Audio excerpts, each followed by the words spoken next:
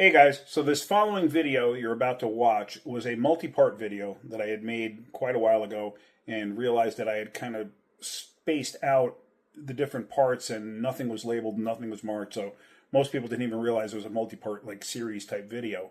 This could be 2 parts or 3 parts or whatever. I'm going to use the same beginning for a couple different videos just so you're aware. So I edited everything together and basically that's it. So here's that video. I hope you enjoy it. Keep wrenching, guys. Hey, good morning, everyone. Hope you're doing well. I have this Ford F-150 here. It's a 2-wheel drive. I don't even know what year it is. It's it's probably like an early 2000s, 2002, something like that. It's a 2-wheel drive. It's not the one I was working on with the ball joints. It's another one just like it. But the customer's complaint is there's a noise in the rear end. Now, the problem is you're not going to be able to hear this through the video. Now, I'm on my little back road, my little dead-end road, where I do a lot of my short road tests. Let me show you real quick.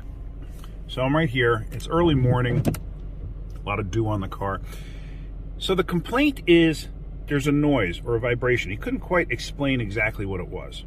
He said you only really feel it when you first start to roll off from a stop. So let me see, I can duplicate it, but like I said, it's so mild you may not be able to pick it up on a video. And I can explain what it is because I know exactly what it is. As soon as I felt it, I knew what it was. So now, I got the wheel straight, the truck is going perfectly straight. So I just let go of the brake. And it starts to roll, no issue. Now, what I'm gonna do is I'm actually gonna cut the wheel about that much. Let me try taking off again, see if you can hear anything.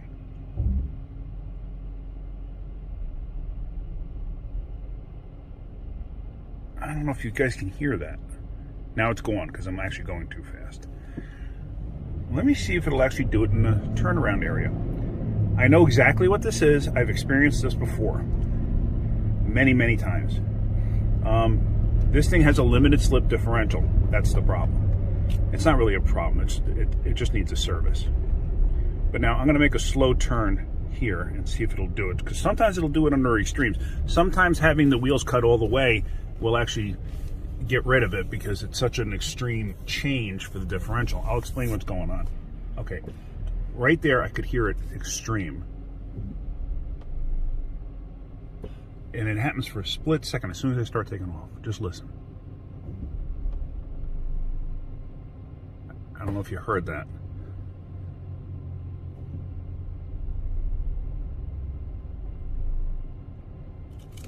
It sounds like thunder in the distance. It's so mild on this truck, but it's there. I mean, I definitely notice it.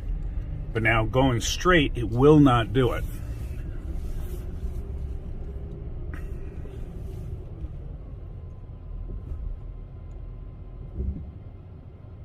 Nothing. Look, that slow, as soon as you start to, it's there and it's going already. This is too fast. So what's happening is the clutches in the limited slip differential, they're actually, as you have the wheels cut a little bit, the inside wheel is turning slower than the outside wheel. Even at that little bit of a turn, it makes a big difference. So what's happening is, since the wheels have to turn at different speed, the clutches have to slip. What's happening is the clutches are actually sticking to one another. So they're chattering as they're slipping. When you have an extreme, like when you have the wheels cut all the way and you start to go a little bit faster, of course, the differentiation between the two, the speeds, really changes it. So sometimes you may not hear it. I've had it where it's so bad, like the entire vehicle will shake. This one's not at that point yet. Basically, the way you can fix this, and it's a pretty easy fix, is you dump the fluid out of it, clean it, clean the axle tubes out, everything else, just spray it out with brake clean, get it nice and clean. Because over time, fluid breaks down. Good point for a video, kind of where I was going with engine oils and stuff like that. Fluids break down. So what I'm going to wind up doing is I'm going to tell the customer, hey, we're going to have to service the differential. You service it, you put all new fluid in it, and I'm going to wind up putting an additive in it. Some of the fluids come with the additive already built in, a friction modifier, for that reason. And it's because of the clutch chatter in the differential. And basically it allows the clutches in there that are rubbing on each other, instead of doing that when they slip, it'll make for a smooth transition. So what'll happen is I'll change the fluid, I'll come back down here or go into a parking lot and do a series of circles and figure eights to get the clutches to spin and stuff like that, and get the fluid to go in between the clutch discs and the actual friction discs and the steel discs. So yeah, that's it. I actually haven't experienced this in quite a while. The worst one I ever experienced was back in the 90s. I had a customer with a Toyota Supra, and I mean, it was so bad it would rattle the teeth out of your head. And by the time I was done with that, he was so happy because it smoothed it out and it was perfect. So anyway, that's it. Maybe I'll do a quick video later on about, changing fluid on a differential, and then do a little more explanation on it. So if you're getting anything out of my videos, hit the like button. If you could, please subscribe. All right, that's it for now. Have a great day. Keep wrenching. How's it going, everyone? So I have that Ford F-150, the one I drove the other day with the chatter in the rear end. I have that in the shop now. Let me show you what I got. So here it is. It's up in the air, obviously. So here it is. Here's the Ford 8.8 rear end, and it's a positive traction. And if you recall, this thing's chattering when making a slight turn. Now remember, if you're turning to the left, let's say, the left wheel is going to spin slower than the right wheel. So the clutches that are inside, and I will show you all of that as I get this apart, the clutches on the inside have a tendency to like that as they slip. A normal rear end or an open rear end that doesn't have the clutches, it's just the gears are free to just roll. So now on this, I'm going to take the cover off. As I've explained in the past, whenever you're going to drain fluid, first thing you do, pull the fill plug out. So that's what I'm going to be doing. I'm going to be pulling the fill plug out first, because you never want to get in a situation where you drain the fluid out of whatever it is you're draining. You drain the fluid and then realize the fill plug is seized, the fill plug is welded in place, who knows? Can't find a fill plug. Fill plug's in a spot you can't access. You never want to be in that situation. You want to know about it first before you drain fluid. So that's what we're going to do. We're going to take the cover off and let's go from there. Before I get started, before I take anything apart, what I did was I actually took a wire brush and some air, compressed air, and I blew it around there just to clean off the heavy dirt and debris, especially around the fill plug. Only because you don't want to get dirt in this thing after you get it all apart and cleaned up and back together. It makes for a cleaner job. If you don't have compressed air, you don't have a wire brush, take a screwdriver and just dig around the engine and take a brake clean and a rag and whatever. Just clean off the heavy stuff. This way you don't get like globs of dirt that fall into the differential, especially on the fill plug side, because I've seen that happen. All right, so all the bolts are out except for one, and I leave it in slightly and hanging. This way the whole thing just doesn't fly off when I release the silicone. And obviously you see the fill plug is out. Now an easy thing to do is with a cover is you give it a wrap from the side. That'll help shock it, and it'll shock it, and usually the silicone will break free. Let me see if this will actually do it. Sometimes it doesn't work. A lot of times it does. Yeah, see, it actually came free. So now we're going to let that drain out like that, and then we'll pull the cover off. And I can tell you this, somebody has serviced this thing in the past. I could tell by the silicone that's coming out of here. This is not a factory silicone. Yeah, basically, I got a funny feeling whoever did this service didn't add any friction modifier to it. Then it got to the point of it chattering now. It's not going to harm anything per se, it's just going to create the chatter. That's all it's really going to do. All right, so there we go, the cover's off.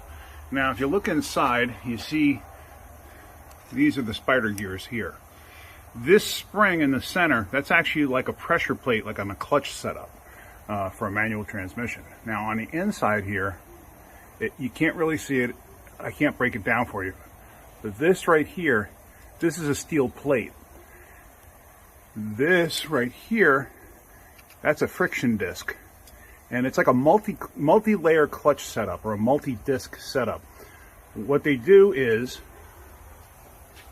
they will actually run a fiber disc up against the spider gear. Then they'll have a steel plate. Ford, for some reason, does a fiber disc, a steel plate, a fiber disc, steel plate, fiber disc. I've done plenty of these rear ends when I used to hot rod Mustangs. And what I would do is I would take it apart, take the clutch discs out, and I would put a fiber disc, a steel disc, a fiber disc, a steel disc, a fiber disc, a steel disc. This way you wind up with more surface area. You wind up with a stronger Posi rear end. Now let me show you real quick. I have a spider gear out of an 8.8 that blew up. That was a non-Posi, but I can maybe explain it a little better with that. So here it is. And this piece being the big spider gear on the side that the axle inserts into. So this surface here would be almost like a flywheel, say, or a pressure plate end that a clutch disc would ride on. So a clutch disc would ride on this, and then there would be another disc, which is that steel plate. That's what has that ear coming off. That ear locks into the differential so it doesn't move. So that adds another surface for the disc to actually, adhere to, for the Posi to work. So hopefully maybe that's an understanding. One day I'll actually have one apart and I can actually show you a complete breakdown of it, but I'm not taking this one apart. Now the other thing, I hate the lighting here. The other thing I've done too in the past is, because these things are not super strong, the Posi, the other thing I've done too is that spring, I've actually gone and on the end of the spider gear, I've actually added a little bit of weld to it and had it machined down so to make the end of the spider gear a little thicker. Right along the edge here. And not enough to where I couldn't get the C-clip in, but just enough to where it could add a little bit more pressure to that spring. That being the spring that I'm talking about. Like I said, there's pretty good tension on that. And on the inside there is the C-clip. On the end there is the C-clip. I was getting a phone call, sorry about that. So anyway, any tension that you can put on it will add to the ability of this thing to act as a Posi. A lot of times people do one-wheel peels and all it does is it fries the clutches in there. So after I get this thing to completely drip out, I'm going to try to get out more fluid, then I'm going to spray brake clean in there, get it all cleaned up. And once I get the fluid in there with the friction modifier, then like I said, I'm going to take it for a ride. I'm going to do figure eights and circles and stuff like that in the parking lot, just to work the fluid back into where the discs are, and that'll help stop the chatter. All right, so there we are. We're all cleaned up and ready to go back on. Got the cover cleaned up. I got some silicone sealer on it. You don't have to go crazy. If you look, it's a super, super thin layer, just enough to squish out. I mean, I don't think I used an 1/18 of a tube. One quick thing before you do something like this, the bolts.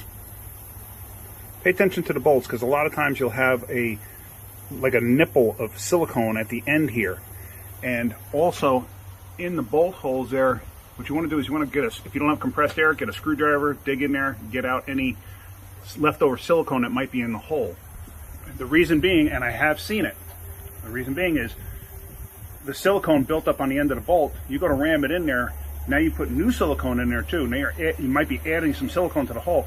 I've actually seen it to where it'll hydraulic and actually crack the cast iron differential. I've seen it. It happens. Hydraulics is an amazing thing. So let me get this thing on there and we'll go from there. All right, so there I caught 2 of the bolts so far. I'm going to put all the rest into the cover. Make sure you don't forget to put the tags back on. Don't be that person that leaves the tags off. Do it the right way. And also, you don't have to tighten these bolts to, with a 1/2-inch impact. The seal is coming from the silicone. Now remember what I told you about silicone will wind up in a hole? Just like that. The seal is created by the silicone, not by tightening the bolts. So you don't have to tighten the absolute bejesus out of these things. Once they bottom out, you're done. Stop. All right, so there we have it. The bolts are tight. Like I said, they're just, whack them down quick and easy with a 3/8 gun. And I didn't go nuts on it. And if you look close, you can see it's just enough silicone. You get a nice little amount of squish coming through from the silicone. It's nice, it's neat, it looks very professional, like it should look. You don't want to put so much silicone on there that it looks like an extra cheese pizza hot out of the oven and you're trying to take a slice off and you got dripping silicone. That's insane. I've seen it. I mean, I worked with a guy one time. I swear to you, he was doing an oil pan on something. I don't remember what it was. He put so much silicone on that thing. When he had it up there, it was actually dripping. Like, he's trying to put it on, it's dripping on him. Like, what are you doing? Anyway, it's just nuts. That's this industry. You get people that don't know what they're doing, and they do it for a living. Those people shouldn't be doing it. It gives people like me, like you, a bad name. So, all right, I'm actually still waiting for the fluid to come. I didn't have any fluid. I'm waiting for the parts store to deliver the fluid. So hopefully that'll be here shortly. Now, whenever I have to add friction modifier to a rear end, what I usually do is I will add it right to the fluid. Now, I already stuck half of this bottle in the rear end. So now what I do is I add this to the fluid, because sometimes you could spill some out. I'd rather get the whole bottle in there. So just like that, I'll do that, and then I'll put the cap on, and then I'll put the fluid in. And there we go. The fluid goes nice and easily right into there, just like that. And then you squeeze it in. And that's all you got to do. Just keep doing that. And usually what I'll do is I will take the little bit of fluid that's left in here and I'll pour it into the new bottle and then put that bottle in. This way I make sure I get all the friction modifier in there. All right, so I'm in a parking lot of a restaurant right near my job. They're empty right now because it's early morning. So I'm going to do a bunch of circles and figure eights and stuff like that in the parking lot just to work the fluid in. Sometimes it could take 100 miles or so for it to actually stop doing it. So, but this at least, a lot of times it will fix it right away. Sometimes, it could take 100 miles or so. I have seen that. But I'm confident that's what the issue is. So, right now, let me just go around circles out here in the parking lot. And I could definitely feel it still. So, we're just going to do this for a bit. Unfortunately, this parking lot is a little too small, I think, for me to make a complete circle. So, but anyway, I'm just going to keep doing that, sharp turns, just to work that stuff in. All right, so there we go. I've been making a bunch of circles, a bunch of figure eights, stuff like that. This is a long truck. This thing just fits in between the parking stanchions. So, I guess that's it for now. Like I said, it actually, let me just say. So going straight, obviously you don't hear anything. I'm rolling straight now. But I'm going to cut the wheels.